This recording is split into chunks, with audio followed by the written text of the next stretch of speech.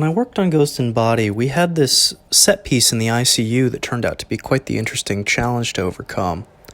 The script called for the ICU bed to be this kind of glowing block of light that the body of our protagonist would be resting upon.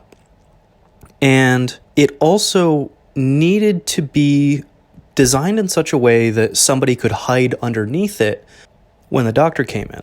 Luckily, one of the pieces of furniture in that office that we were using was this long curved desk. It was long enough that I could lay on it pretty comfortably and not have my feet hanging off the edge. This is something that could easily fit into a bed proportion. But the task was essentially, I knew I had my shape to work with, but how do I get a large kind of glowing surface on it? Because the other kind of light tables and light beds that I'd made in the past were essentially just a box with a glass top with just lights in the box that shoot them upwards.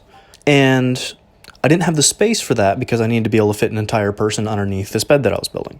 And so what we ultimately settled on was this kind of PVC table protector.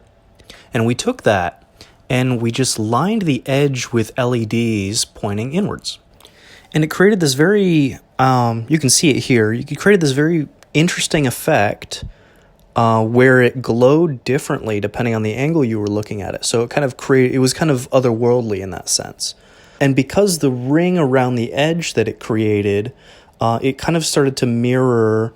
In the film, the protagonist also has a robotic counterpart who lives in the house while she's in the hospital bed.